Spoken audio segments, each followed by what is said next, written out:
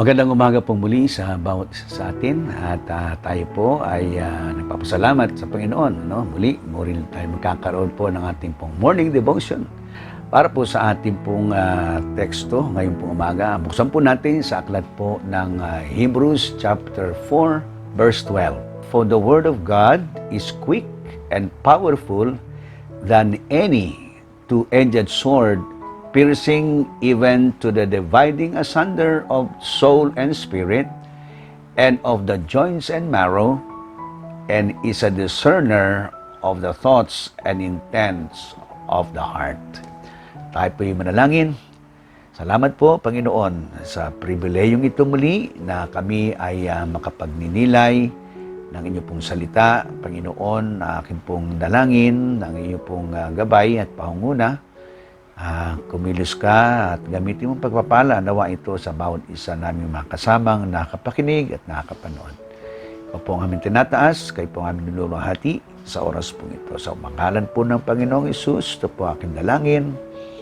Amen at amen. Ating pong pag-aralan ngayon, ang pinamagatan ko po, the preciousness of the Word of God. Now, napakahalaga po nito, ang salita ng Panginoon. Ito pong Biblia. Ito po ay salita ng Diyos. Ito po yung sinasabi nating God-breathed at hiningahan ng ating Panginoong Diyos. So, ang Biblia po ay isa pong napakahalagang instrumento na para po sa ating bilang tao. At ito po ay talagang hindi ho katulad ng ibang libro na ating binabasa. Ito po ay lagi po isang libro na updated po palagi.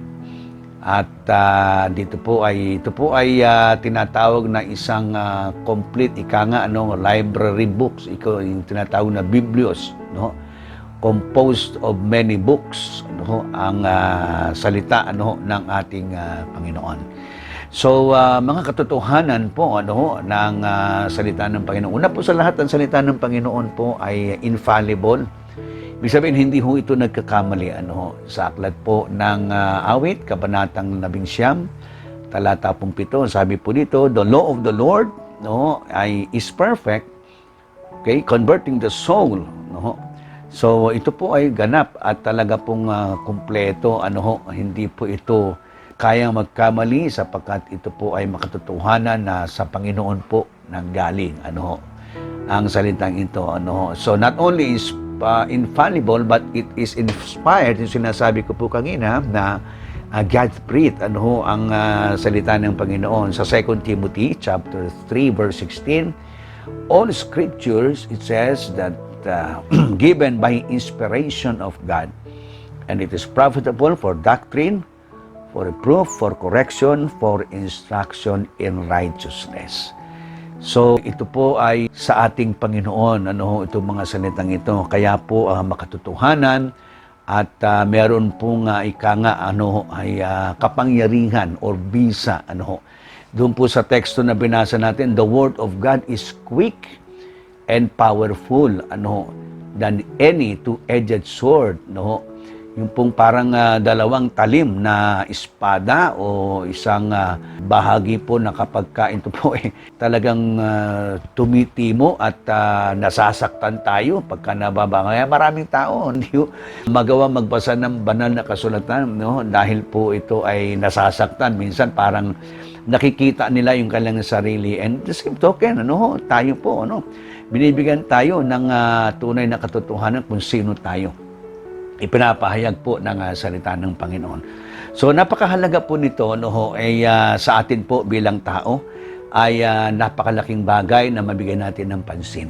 Well, una po sa lahat, sapagkat ang Biblia o ang salita ng Panginoon, ay nakikipag-usap sa atin ito sa pinagmulaan ng ating buhay. So, pinapahayag po natin sa atin dito kung saan po nagsimula ang ating buhay.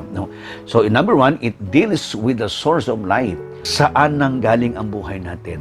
Sa Panginoon, di ba? Sabi po nun sa Genesis, tayo po ay isang putik nga, nililok ng Panginoon, at kanyang hiningahan, at tayo po ay naging isang kaluluwang buhay, became a soul, and God gave it as life, and that man became a living soul, buhay na kaluluwa. So ito po ay sa Panginoon, na pinanggalingan. At gusto ng Panginoon na tayo po ay magkaroon ng buhay. Tandaan po natin, siya ang pinanggalingan ng ating buhay.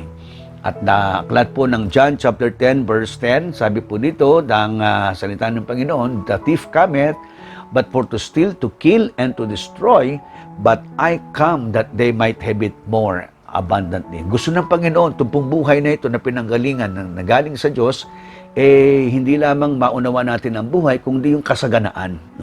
Nais niya magkaroon tayo ng kasaganaan buhay. It deals with the source of life. Now, secondly, hindi lamang po na ito ay nagpapahayag sa atin, sa pananggalingan ng ating buhay, it directs us into our spiritual living. Tayo po ay dinidirekta, na sa isang spiritual na pamumuhay. At hindi lamang po sa ating katawan, madalas yun ang tinutuunan ng ating pansin. At sabi ng Panginoon, seek ye first the kingdom of God. Unahin natin siya. At hindi lamang po, sabi ng Matthew chapter 4, verse 4, hindi lamang sa tinapay na bubuhay ang tao, kundi sa salita ng Panginoon. Sabi niya, but it is written, man shall not live by bread alone, but by every word that proceedeth out of the mouth of God. Okay?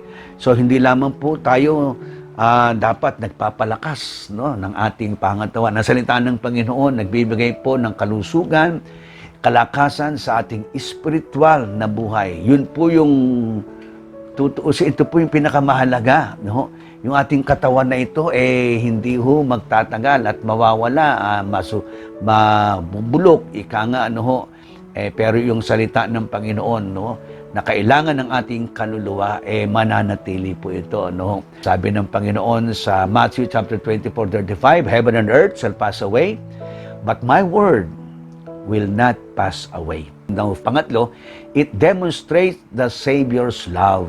Ito po yung napakahalaga, Sa aklat po ng Roma, kabanatang 5, talatang 8, but God commended His love toward us, in that while we were yet sinners, Christ died for us. Yung pong katiyakan ng kaligtasan ng buhay natin, siya po ang nagbigay. Sa kabila po ng tayo makasalanan, sa aklat po ng Roma, kabanatang 3, talatang 23, for all have sinned and come short of the glory of God.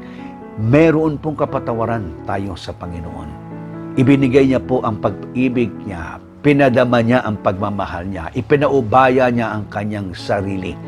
Para po sa krus ng Kalbaryo, siya na Kristo nagkatawang tao, ay nabayubay sa krus upang ipakita niya ang pag-ibig niya ng lubos, ganap sa atin. He came to die for us. Kaya po, tayo po, napakahalaga ang salita ng Panginoon ay mabigyan po natin ng kahalagahan because it is so precious. Lalong-lalo na sa hindi pa nakakilala sa Panginoon. Kayo pong hindi pa nakakilala sa Diyos.